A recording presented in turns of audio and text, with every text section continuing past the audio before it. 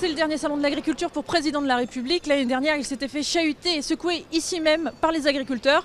Cette année, ça se passe plutôt bien. Regarde, c'est les bras, cette vache. Elle est bien gentille. Ah ouais. Une visite sans incident, certes, mais si on devait résumer en un mot la visite de François Hollande, on pencherait pour indifférence. Il y a le président là juste en face. Vous avez envie de lui parler?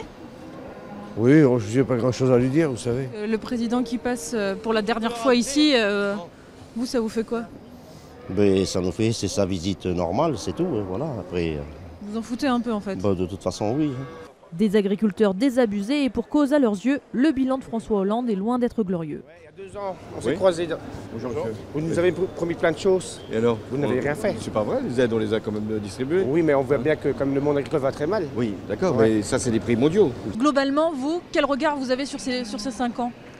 Nous, les 5 ans de François Hollande, on s'aperçoit que l'agriculture aujourd'hui, elle ressort en crise, une crise de modèle, et que François Hollande n'a rien fait pour changer le modèle agricole. En 2014, nous avons eu une bonne année, sinon nous avons eu quasiment que des mauvaises années sur ces 5 ans. Monsieur le Président, bonjour. C'est votre dernier salon de l'agriculture. Ça se passe plutôt bien. Ben oui. Mais par contre, les agriculteurs qu'on a rencontrés sont désabusés. Ils disent que vous n'avez rien fait pendant 5 ans. Qu'est-ce que vous leur répondez? Vous ne les croyez pas d'abord? Parce J'attends votre réponse. qu'eux-mêmes savent bien que c'est une crise qui a été dure, qui a été multiple, puisqu'il y a une crise climatique, des intempéries, pas nous qui les décidons, une crise sanitaire, quand il y a une grippe aviaire qui sévit dans le sud-ouest, il faut bien la traiter. Et hélas, vous avez vu, on est obligé d'abattre tous les canards. Et puis des crises économiques. On a fait en sorte de surmonter ces crises, de les dépasser, de mettre des moyens financiers, mais ça reste très dur pour les agriculteurs. Dans 2 mois, vous quittez l'Élysée. Quel conseil vous avez à donner à votre successeur?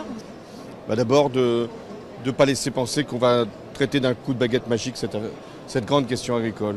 Deuxièmement, d'avoir de la considération pour l'agriculture. Vous trouvez qu'ils en parlent assez, les candidats à la présidentielle? C'est pas à moi de le dire, ce serait trop facile dans cette situation, mais je pense qu'il faut bien comprendre que l'agriculture, c'est une chance pour notre pays. C'est ce qui permet d'avoir des exportations, de l'emploi, de l'aménagement du territoire, de la présence de services dans nos territoires ruraux.